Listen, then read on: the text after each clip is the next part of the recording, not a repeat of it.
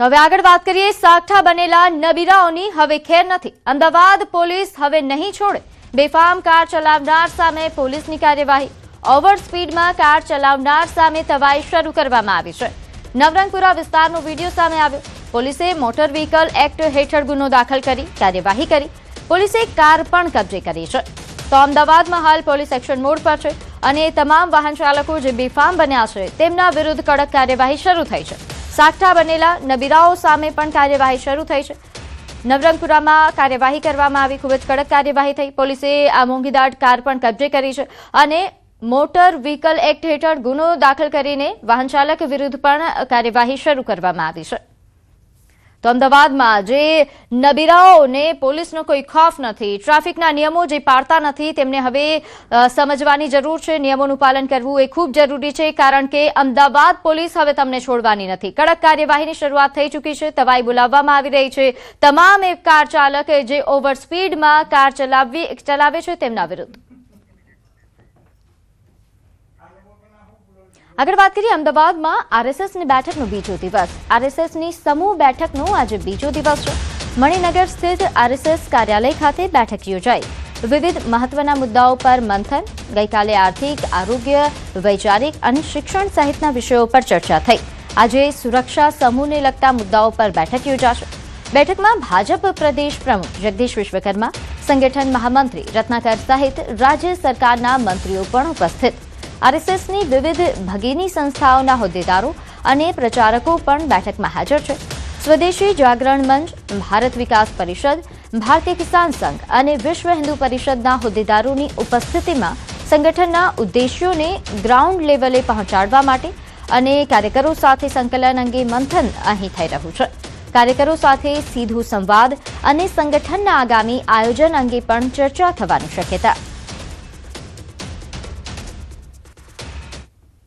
અમદાવાદના મણિનગર ખાતે આવેલા આરએસએસનું જે હેડક્વાર્ટર જે છે ત્યાં ગઈકાલથી બેઠક જે છે તેનો દોર યથાવત રીતે જોવા મળી રહ્યો છે। ગઈકાલે પણ બે સેશનની અંદર બેઠકો મળી હતી। આજે પણ એ જ પ્રકારની બેઠક જે છે તે યોજાવાની છે। આરએસએસના કાર્યાલય ખાતે આ સમૂહ બેઠક જે છે તે યોજાવાની છે। મણિનગર અમદાવાદ ખાતે આવેલા હેડગેબાર ભવન ખાતે આ બેઠકોનો દોર જે છે તે યથાવત રીતે જોવા મળવાનો છે। ગઈકાલની વાત કરીએ તો આર્થિક અને આરોગ્ય વિષય, વૈચારિક અને સમૂહ શિક્ષણ વિષય સહિતના મુદ્દાઓ પર આ બેઠક જે છે તે યોજાઈ હતી। આજે વિધિવત રીતે સુરક્ષા સહિતના મુદ્દાઓ જે છે તે અંતર્ગતની બેઠક જે છે તે યોજાવાની છે। મહત્વનું એ છે કે આરએસએસની વિવિધ સંસ્થાઓ, પેટા સંસ્થાઓ અને પ્રચારકો સહિતના હોદ્દેદારોની હાજરીમાં આ બેઠક જે છે તે યોજાવાની છે। મહત્વનું એ છે કે સરકાર, સંગઠન સહિતના જે હોદ્દેદારો જે છે તેમની વિશેષ ઉપસ્થિતિમાં આ બેઠક જે છે તે યોજાવાની છે। મહત્વનું સાથે સાથે એ છે કે સંઘની ભગીની સંસ્થાઓ જે છે તેમના હોદ્દેદારો પણ આ બેઠકની અંદર જોવા મળવાના છે। એટલે કે સ્વદેશી જાગરણ મંચ, ભારત વિકાસ પરિષદ, કિસાન સંઘ, વિશ્વ હિન્દુ પરિષદ સહિતના હોદ્દેદારો જે છે તે બેઠકની અંદર ઉપસ્થિત રહેશે। સાથે સાથે વાત એ છે કે આરએસએસ અને સરકાર, સંગઠન સહિતના આ જે હોદ્દેદારો જે છે તે વિચાર જે છે આરએસએસ અને સંઘનો વિચાર જે છે તે ગ્રાઉન્ડ ઉપર કેવી રીતે લઈ જઈ શકાય તે અંતર્ગતનું મંથન જે છે તે આ બેઠકની અંદર યોજાતું હોય છે। દર 2 વર્ષે આ બેઠક જે છે તે મળતી હોય છે અને તે બેઠક અત્યારે હાલ વિધિવત રીતે મળી રહી છે। હિરેન શાહ સાથે ગૌતમ શ્રીમાળી, ન્યૂઝ 18 ગુજરાતી, અમદાવાદ। હવે નજર કરીએ રાહતના સમાચાર પર। રાજ્યમાં ખાંડની અછત નહીં પડે, રાજ્ય સરકાર દ્વારાનું કહેવું છે। ગુજરાતમાં 18 લાખ ક્વિન્ટલ ખાંડનો જથ્થો છે। રાજ્યમાં 4 મહિના ચાલે તેટલો ખાંડનો સ્ટોક ઉપલબ્ધ છે। શેરડીમાંથી ખાંડ મળી અને મિલો ઇથેનોલ બનાવતી નથી। બજારમાં હાલ ખાંડ પૂરતા પ્રમાણમાં પણ ઉપલબ્ધ છે। તેવા પ્રકારનું રાજ્ય સરકાર દ્વારા માહિતી આપવામાં આવી છે કે શેરડીમાંથી ખાંડ એ મિલો ઇથેનોલ બનાવતી નથી। 2 લાખથી વધુ ખેડૂતો શેરડી આપે છે અને એના થકી દર વર્ષે 9 લાખ મેટ્રિક ટન જેટલું ખાંડનું ઉત્પાદન એ રાજ્યમાં થઈ રહ્યું છે। હાલમાં ગુજરાતની ખાંડ મિલો પાસે 18 લાખ ક્વિન્ટલ જેટલો ખાંડનો જથ્થો 18 લાખ ક્વિન્ટલ જેટલો ખાંડનો જથ્થો ઉપલબ્ધ છે। 15 ઓક્ટોબરથી નવી સિઝન શેરડીની શરૂ થવાની છે।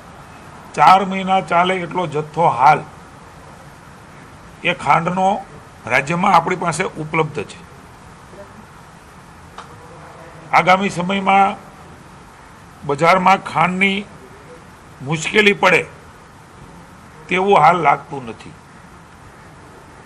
ગુજરાત રાજ્યની કોઈ ખાંડ મંડળી શેરડીમાંથી સીધું ઇથેનોલ બનાવતી નથી. આ ઉપરાંત રાજ્ય સરકારે ઊભા પાક બચાવવા પાણી ચાલુ રાખવાનો નિર્ણય લીધો છે. કડાણા ડેમમાંથી પાણી છોડવાનો રાજ્ય સરકારનો નિર્ણય. 7 જિલ્લામાં ખેડૂતોને 10 કલાક વીજળી અપાશે. જરૂરિયાત મુજબ અન્ય જિલ્લામાં પણ 10 કલાક વીજળી આપવામાં આવશે. આ ઉપરાંત હાઈકમાન્ડ દ્વારા નિર્ણય લેવાયો છે. વિસ્તારમાં પીવાનું પાણી પણ અપાશે.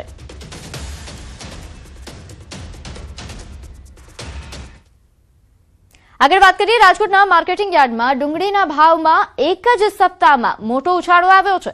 વેપારીઓના જણાવ્યા મુજબ નાસિકથી આવતી ડુંગળીની આવક ઘટી છે, જ્યારે સ્થાનિક સપ્લાયમાં પણ ઘટાડો નોંધાયો છે. સારી ગુણવત્તાની ડુંગળીનો જથ્થો ઓછો મળતા હોલસેલ ભાવ 700 થી વધીને 900 થી 1000 રૂપિયા પહોંચ્યો છે. સપ્લાયની અછતના કારણે આગામી દિવસોમાં પણ ભાવ ઊંચા રહેવાની શક્યતા છે.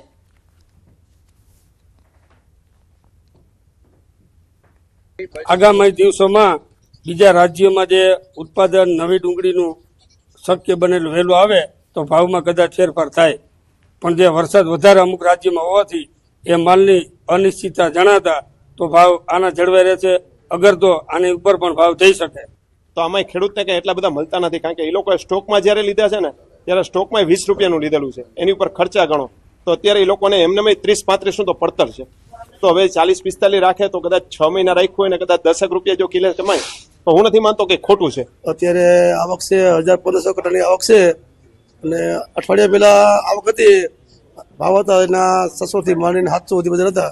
અત્યારે એના કરતા 200-300 રૂપિયા ભાવ વધી ગયા હતા. એટલે એટલા વધી ગયા, એટલે આમ માણસોને ખાવામાં તકલીફ બહુ પડે. એટલે સરકારને વિનંતી છે કે ભાવમાં થોડું ટ્રેન દીધું તો સારું એમ. તો માર્કેટિંગ યાર્ડથી છૂટક બજાર સુધી લાવવા માટે વેપારીઓને ડુંગળી ખરીદી પર 7% કમિશન, તોલાઈ, મજૂરી, માર્કેટ ફી તેમજ વાહન ભાડું પણ ચૂકવવાનું થતું હોય છે, જેના કારણે હાલ છૂટક બજારમાં ડુંગળી 60 થી 75 રૂપિયા કિલો સુધી પહોંચી છે.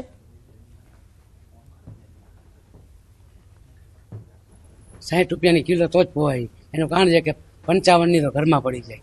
માથે 7% કમિશન છે, તોલાઈ, મજૂરી, માર્કેટ ફી, છકડાનું ભાડું, એ બધી કરતા આમ વેપાર થાય ઓછો આમ. પણ તો ડુંગળીના વધેલા ભાવ ગૃહિણીઓનું બજેટ ખોરવી નાખ્યું છે. તેલ, ખાંડ અને શાકભાજીના વધતા ભાવ વચ્ચે હવે રસોડાનું બજેટ સંભાળવું મુશ્કેલ બન્યું છે. ગ્રાહકો સરકાર પાસે ભાવ ઘટાડવાની માંગ કરી રહ્યા છે.